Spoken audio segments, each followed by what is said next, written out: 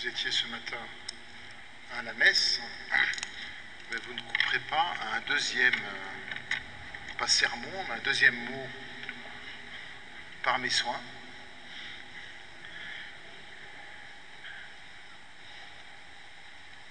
Et donc je voudrais vous donner l'occasion d'aborder de manière un petit peu différente cette question de la vocation du sanctuaire.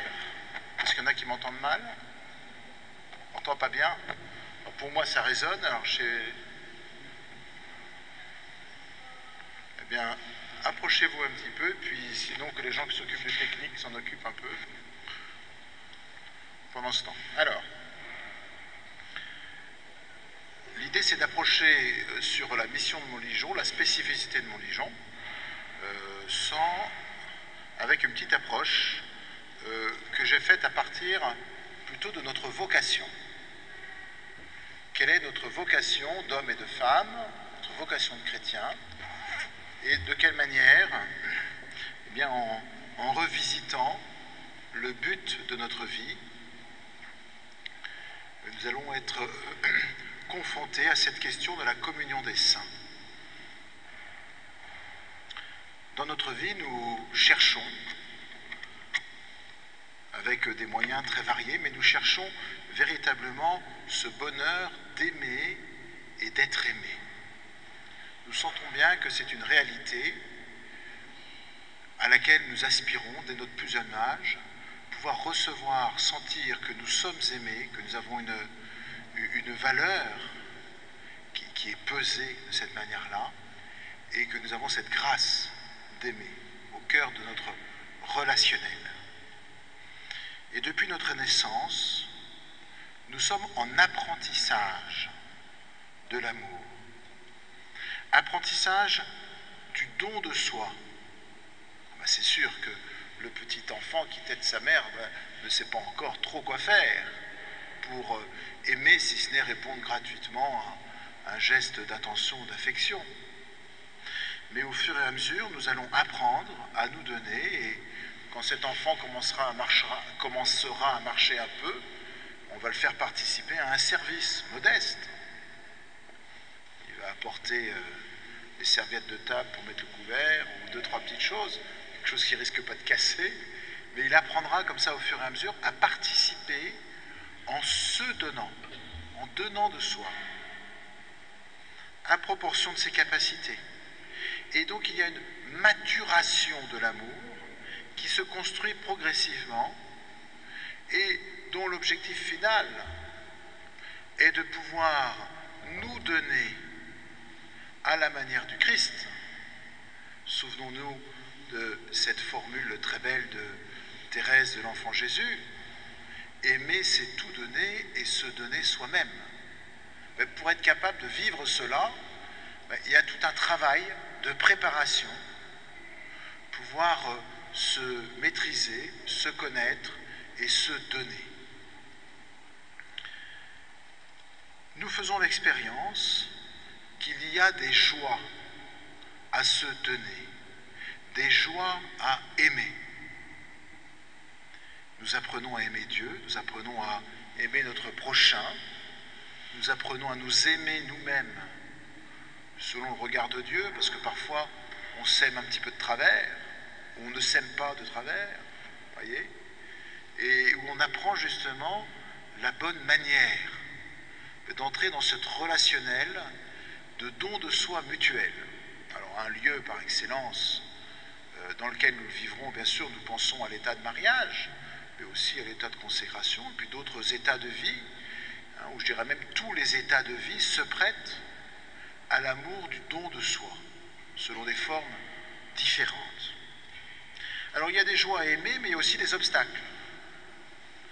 Des obstacles dans mes propres limites, dans mes passions, dans mes égoïsmes, dans mes péchés, où je vois que, la suite de saint Paul, le bien que je voudrais faire, j'arrive pas à le faire complètement.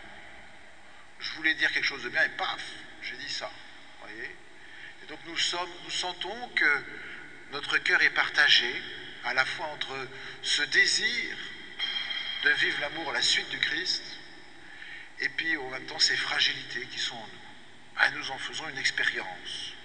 Mais il faut aussi que nous nous disions que nous avons toute notre vie pour aimer. C'est un chemin. Donc ne nous désespérons pas si on voit que on a telle ou telle fragilité, telle ou telle limite. Seigneur, aide-moi à avancer là, accompagne-moi pour que j'apprenne à aimer. Au bout de ce chemin, libéré de tout ce qui m'entrave, de tout ce qui me défigure, de tout ce qui me rend esclave, je suis appelé à aimer totalement, à la manière de Dieu. Je ne sais pas si vous connaissez cette formule, hein, la mesure de l'amour est d'aimer sans mesure. Et donc de ne pas avoir la moindre entrave, la moindre limite qui m'empêche d'aimer.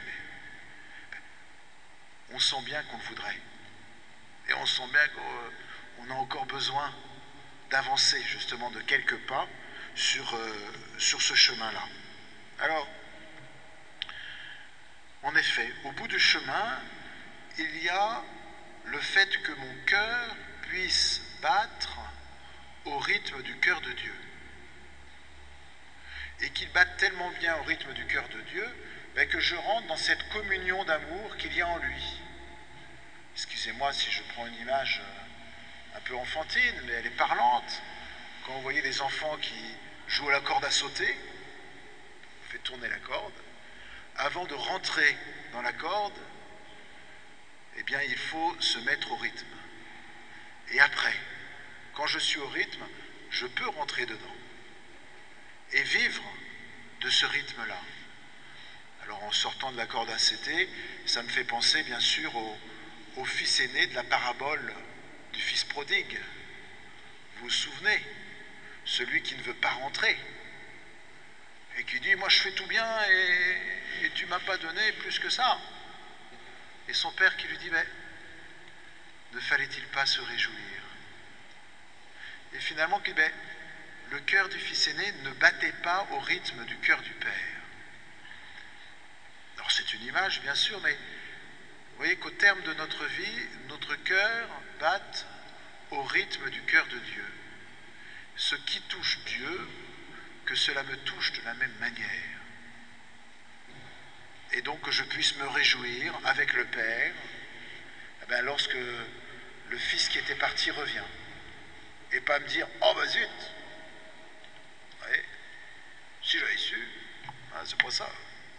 C'est justement la joie de voir l'autre revenir. Il était mort, il est revenu à la vie. On en voit bien qu'on a besoin d'éduquer notre regard pour porter le même regard que Dieu sur nos frères et sur nous-mêmes. Voyez ? Donc voilà, le bout du chemin, il est là. Une communion parfaite avec Dieu. Comment appelle-t-on dans l'Église catholique ceux dont le cœur est prêt le jour de leur mort? Comment est-ce qu'on les appelle? Les saints.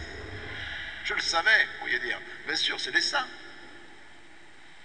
Les saints, c'est ceux dont, au moment où ils meurent, leur cœur est déjà prêt et rentre, et est vraiment au rythme du cœur de Dieu, et ils rentrent au ciel comme chez eux. Oui, puisqu'ils y sont déjà habitués, ils sont déjà, il n'y a plus aucun obstacle. Oui, c'est pas sorcier. Enfin, bon, je ne suis pas de le dire, oui, mais voilà. Leur cœur est prêt.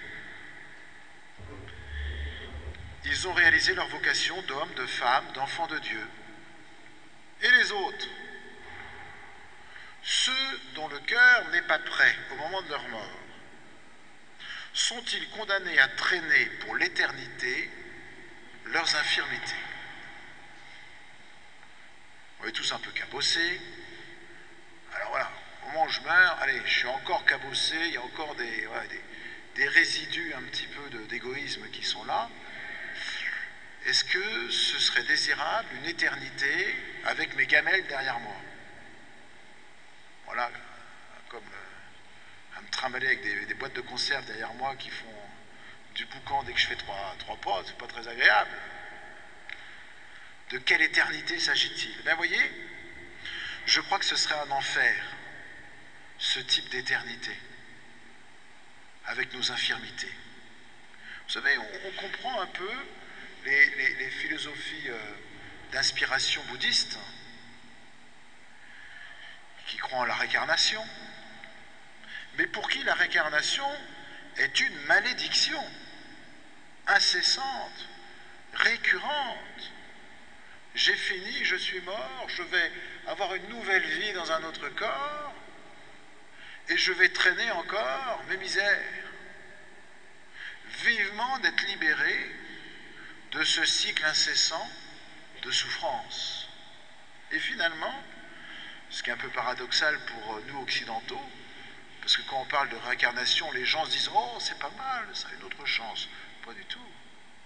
Pour les cultures orientales, ce n'est pas une autre chance, c'est un malheur qui recommence. Et le jour où je serai libéré d'une réincarnation, parce qu'enfin, voilà, je ne rentrerai pas mais dans ce cycle, je serai libéré de ce cycle infernal, eh bien, ça va être justement une paix, une plénitude. Alors, sauf que c'est une plénitude, vous voyez, où je vais un petit peu me dissoudre, plus que m'épanouir. Mais c'est la fin de la souffrance. Mais vous voyez, on comprend la notion d'éternité, vue comme ça, on comprend que ce serait une libération, vous voyez, de la souffrance. Hein, mais que ce n'est pas une éternité qui donnerait envie, une éternité où on trimballerait nos misères. Voyez. Eh bien, c'est vrai que ce n'est pas la réponse de la foi chrétienne.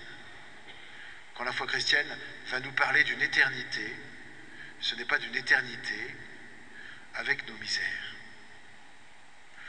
Et le paradis chrétien n'est pas une dilution, une disparition qui nous libère de l'épreuve, mais un accomplissement de notre être, purifié de tout ce qui entraîne, de tout ce qui entrave la réalisation de ce pourquoi notre cœur est fait. Voyez. Au terme de sa vie, Dieu accueille celui qui veut venir à lui, même s'il est encore imparfait. Ben, Seigneur, c'est vers toi que je veux aller. Ben, il m'accueille. Même si je suis encore un peu cabossé, inachevé. Et cette situation, cet état intermédiaire entre la mort et puis le moment où mon cœur est prêt à être complètement au rythme de Dieu, eh bien c'est un état de purification que la foi chrétienne va appeler le purgatoire. Alors, il faut reconnaître que le terme n'est pas très heureux, pas très facile. Il y a une notion de purge, vous voyez, qui ne parle pas trop à notre temps. Je pense qu'on aimerait mieux dire que c'est un lieu de purification, vous voyez, pour aujourd'hui. Mais on va dire que c'est la grande grâce de la foi chrétienne où Dieu me dit que le mal et la mort n'auront pas le dernier mot sur mon corps, sur ma psychologie, sur mon cœur. Dieu me libère de la tyrannie du mal, qui dit, ben, quoi que tu fasses, le mal et la mort l'emportera. Ben non, la résurrection du Christ me libère de ça. Et bien pour qu'elle puisse s'appliquer, eh bien voilà, on s'est dit, il y a bien un état intermédiaire où justement, eh bien, je vais pouvoir être libéré de ce qui m'entrave encore. Alors le curé d'Ars va appeler cela l'infirmerie divine de l'amour. C'est-à-dire, je ne sais pas si c'est des infirmières, vous voyez, mais où on soigne ce qui nous empêche encore de bien aimer. Donc, belle expression du curé d'Ars. Et je vais vous citer, à 2-3 reprises, quelques expressions qui avaient été mises il y a 2 ans dans le spectacle pour le centenaire de la basilique, le spectacle de flammes et de feu, qui a eu lieu ici même à Montligeon, avec justement quelques expressions à ce sujet, au sujet de cette prière des uns pour les autres. Alors dans cette infirmerie divine de l'amour, c'est par nos prières que ces soins d'infirmerie, on va dire, sont portés à nos frères défunts. C'est parce que je prie pour eux que ce travail se fait en eux. Dieu nous donne de coopérer à leur salut, à leur accomplissement, à leur achèvement. On peut dire que c'est peut-être le plus beau cadeau qu'on puisse faire à nos frères et sœurs humains, c'est de leur donner, en priant pour eux, de s'accomplir parfaitement, de vivre ce pourquoi ils sont faits. Je crois que c'est le plus beau des cadeaux qu'on puisse donner. C'est un cadeau qui ne passe pas, et c'est un cadeau qui justement a cette saveur d'éternité. Alors voilà, Montligeon est là pour cela. Montligeon, je le disais ce matin, la prière pour les défunts, la prière de la communion des saints, ça existe dans toute l'Église, universelle, partout. Mais ici, on s'y consacre plus particulièrement, on peut prendre le temps de s'y arrêter. Vous savez que nous sommes dans une époque trépidante, on n'arrête pas de courir à gauche, à droite, on n'a pas fini quelque chose qu'on en commence 3 autres.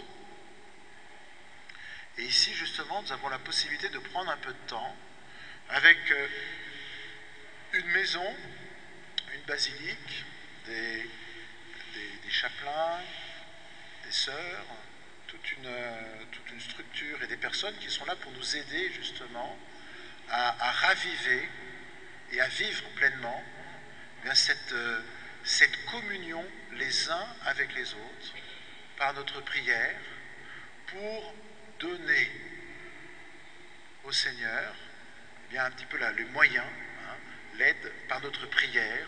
Nous lui demandons de libérer, de délivrer tout ce qui entrave encore le cœur, en particulier de nos défunts. Alors, encourageons-nous les uns les autres à nous investir dans un mouvement de fraternité universelle. D'où l'expression ici de la fraternité de Montligeon, dans lesquelles plusieurs personnes se sont engagées ce matin, durant la messe, en disant « Je m'engage à prier pour nos frères défunts en purgatoire, et tout particulièrement pour ceux pour qui personne ne prie jamais. » Vous voyez, c'est le pauvre devant qui personne ne s'arrête. Et bien voilà, je m'engage à prier pour eux. C'est véritablement on dirait une fraternité, une charité gratuite. Je ne sais pas qui c'est. Et Seigneur, aide cette personne, par ma prière, à accomplir son être.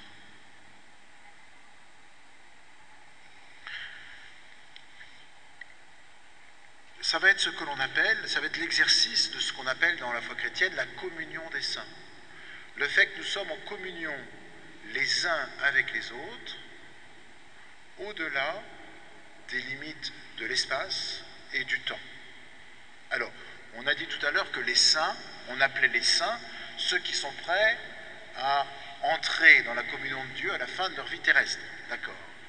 Mais il y a une autre expression des saints qui est utilisée qui est utilisée dans le Nouveau Testament et qui concerne tous ceux qui ont été baptisés. Vous les saints qui êtes à Corinthe, vous les saints qui êtes à Montligeon, vous les saints qui êtes à Paris, pour reprendre, vous voyez, pour donner un peu d'actualité à cette expression, c'est dire, vous qui avez reçu l'Esprit Saint le jour de votre baptême, vous êtes des saints.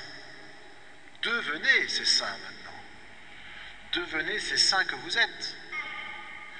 Mais vivez de cela. Eh bien, que nous sommes tous en communion les uns avec les autres. Et donc ça veut dire que je peux prier aujourd'hui pour ma petite nièce qui est au fin fond de l'Australie, et que le bon Dieu prend cette prière et la lui applique. Qu'il ait une vision d'ensemble, au niveau de l'espace, mais également au niveau du temps. On dit que Sainte Thérèse de l'Enfant Jésus était convaincue d'avoir œuvré par ses prières à la sainteté de Saint François d'Assise. Je la reprends, parce qu'elle n'est pas très courte, un peu surprenante. Sainte Thérèse, 1897. Saint François d'Assise, 1226. Qu'est-ce qui se passe? Il se passe que de là où il est, le bon Dieu peut prendre une prière à un instant donné et l'appliquer à un autre. Et que dans ce sens, on pourrait dire, c'est presque jamais trop tard. Le bon Dieu peut impliquer aujourd'hui, pour la mort de cette personne, la prière que je ferai dans 20 ans. Parce qu'il le voit déjà. Et donc vous voyez qu'il y a véritablement cette communion, cette possibilité qui n'a pas de limite de la prière des uns pour les autres. On le dit dans notre profession de foi. Je crois en la communion des saints. Alors, la question, c'est pas seulement d'y croire, vous voyez, mais c'est de le vivre. De pouvoir se dire que ma prière est féconde et que le bon Dieu l'utilise pour bien faire tel et tel bien, que je peux lui demander ou qu'il va appliquer en fonction de, voilà, Seigneur, je te prie, et faisant le bien que tu vois. Et bien c'est ce qu'on fait, mais justement aussi dans notre prière pour les défunts. Alors, vous voyez, dans cette fraternité de Montligeon, eh bien, on va recommander un défunt. Seigneur, je te recommande cette personne. Ou bien on va s'inscrire pour dire, ben moi je m'engage à prier dans cette fraternité tous les jours, afin que, bien vous voyez, d'une manière un peu plus intensive, et en connaissant aussi le soutien de tous les autres qui prient avec moi en communion à cette intention-là, eh bien nous nous soutenions dans cette charité, c'est-à-dire dans cette attention, dans ce don gratuit des uns pour les autres, aussi bien de ceux que nous connaissons, vivants et défunts, que ceux que nous ne connaissons pas, vivants et défunts. Alors, vous voyez, tout ceci fait que à Montligeon, il y a comme une certaine spécialisation dans l'accompagnement du deuil, parce que Montligeon va accompagner de plus en plus de gens qui ont vécu des drames, des choses terribles, et qui veulent recevoir la lumière de l'Évangile, la lumière de l'espérance chrétienne sur cet événement. Qui disent, ben Seigneur, j'ai du mal, je suis en révolte. Donne-moi d'accueillir ta lumière sur cet événement de ma vie, sur cette chose très douloureuse. J'ai besoin de cette lumière et que nous puissions prier les uns pour les autres aussi, pour que nous accueillions et nous puissions justement débloquer ce qui nous empêche, et ce qui est encore entravé dans l'accueil de cette confiance dans le Seigneur, plus fort bien que tout mal, plus fort que toute mort. Alors, ce qui fait qu'aujourd'hui, à la lumière de la foi, ceux qui veillent un deuil, qui parfois sont encore très marqués par la douleur, la révolte, ou tournés vers elles-mêmes, mais nous sommes invités à regarder comment, par notre prière et notre accueil, nous pouvons les conduire à un regard de confiance, un regard d'espérance, à entrer justement dans une prière pour nos défunts. Puis enfin, il y a une autre caractéristique ici à Montligeon que nous avons besoin de percevoir, c'est que dans la question de l'accompagnement du deuil et du regard sur le deuil, il y a d'énormes diversités culturelles. Ainsi, quand je vous parle de la vie après la mort, de la communion avec Dieu, quand je dis ça en France, là, à des Français bien rationnels, là, ils vont dire « Oh, s'il y a quelque chose ». Ça reste encore à prouver. Et donc, vous voyez, le point de difficulté pour l'esprit occidental, c'est de pouvoir s'ouvrir à la réalité d'un au-delà. Ça, c'est le point d'achoppement, le point sur lequel il va y avoir ce travail, cette prière, cette démarche récurrente. Mais on reçoit aussi beaucoup d'Africains ici. Et il y a un grand lien avec l'Afrique. Je crois qu'il y a quelque chose comme 300 groupes de prière de Montligeon en Afrique. Vous voyez? Très très vivant. Quand vous parlez de la vie après la mort à un Africain, il ne vous dit pas si ça existe, il dit bien sûr. Ah ben, vous n'avez rien à lui dire là-dessus. Je vis tous les jours avec mes défunts. Ils sont présents à moi. Par contre, la seule question, c'est est-ce que je suis en paix avec mes défunts? Est-ce que j'ai pas peur si j'ai pas fait tel et tel rituel, qu'ils viennent interférer dans ma vie, un petit peu me pourrir ma vie, voyez? Donc il peut y avoir un regard sur la relation aux défunts où la difficulté est ailleurs. Je me souviens, il y a quelques années, Montligeon faisait un colloque en Afrique, et on m'avait chargé, comme j'étais nouveau ici, de dépouiller les réponses des groupes de prière. Alors, croyez-vous que nos défunts ne peuvent pas nous faire de mal? Il y en a un qui avait répondu, oh ben oui, je voudrais bien y croire, mais on a du mal. Et puis s'il y en a qui vous disent que c'est pas une difficulté, c'est pas vrai. Pour nous tous, c'est difficile. On a toujours peur, et on a besoin d'être dans la confiance. Mes défunts, les défunts, ne peuvent pas me faire du mal. Vous voyez? Ben voilà un des lieux de cheminement et sur lequel Montligeon va particulièrement accompagner les gens qui vont être marqués par cette culture-là. Mais si on part en Chine ou en Asie, l'approche sera différente. J'avais vu il y a quelque temps une petite émission où on voyait que pour donner à leurs défunts quelque chose, ils brûlaient des représentations de ce qu'ils voulaient leur donner. Donc, culturellement, vous voyez, les démarches spontanées, culturelles, seront très variées, et Montligeon aura aussi cette charge de pouvoir accompagner chacun là où il est, et que chacune de ces personnes, dans sa culture propre, puisse découvrir justement cette force de l'espérance chrétienne. Et comment l'Évangile va marquer cela.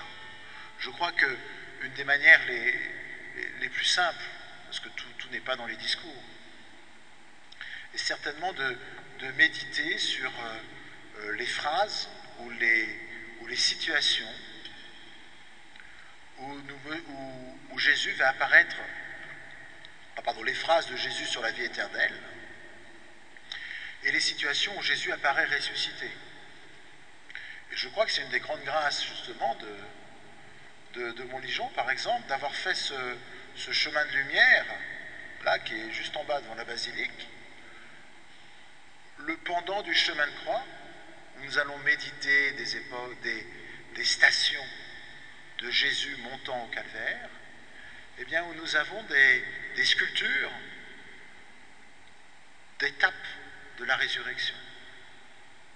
Donc on voit Pierre et Jean qui arrivent au tombeau vide, Marie-Madeleine, les compagnons d'Emmaüs, Jésus qui apparaît au bord du lac pendant qu'ils sont en train de faire, et puis qui fait ses grillades pendant qu'ils sont en train de pêcher là. Vous voyez, le fait de méditer cela, de demander à Jésus un petit peu de m'éclairer là-dessus, eh bien, je crois est une aide profonde pour notre propre regard et notre propre confiance en la vie éternelle.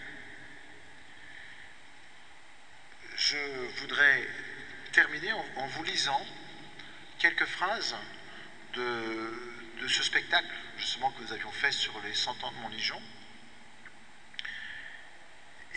de la basilique, pardon, et qui nous redonne ce chemin de communion des saints et d'épanouissement, d'épanouissement de notre être. Au terme de leur vie terrestre, seuls les saints ont le cœur prêt. En effet, ils vivent déjà de la vie de Dieu et n'ont plus aucun obstacle à l'accueillir pleinement. Et les autres, ceux dont le cœur n'est pas prêt, sont-ils condamnés à vivre éternellement avec leur résidu d'égoïsme? Eh bien non. c'est cela, la merveille du purgatoire. Le purgatoire est pour ainsi dire l'infirmerie divine de l'amour. Au purgatoire, la miséricorde se répand sur ses enfants. C'est un Dieu plein de compassion, d'amour et de tendresse. Tout homme pourra y trouver la purification de son cœur, la guérison de ses blessures les plus profondes, la transformation de tout ce qui l'a tellement défiguré et éloigné de Dieu.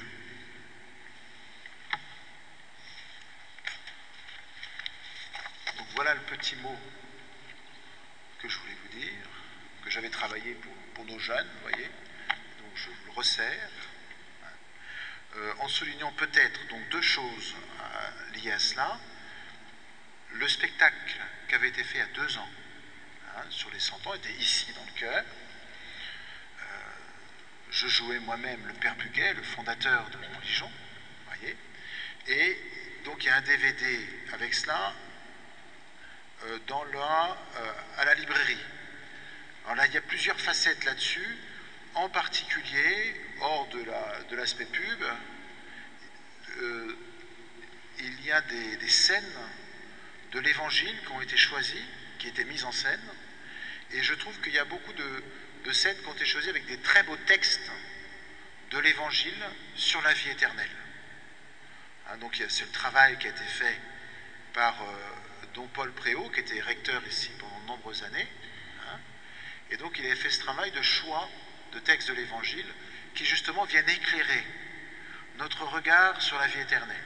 Donc pour cela, rien que pour cela, je trouve que ça vaut le coup. Voilà. Et puis c'est une manière un petit peu de se laisser imprégner justement de la spécificité de Montligeon.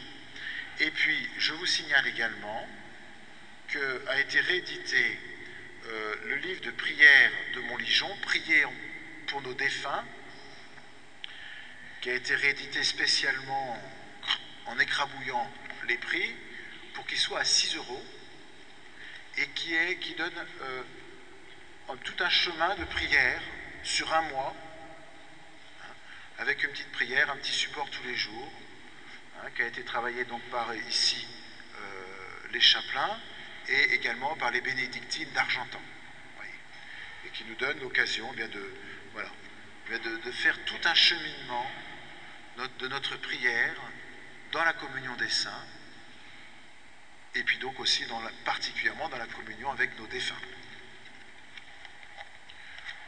Voilà, je ne sais pas s'il y a une autre petite intervention des chapelains avant les vêpres. Non. Alors, vêpres, dans quelques minutes.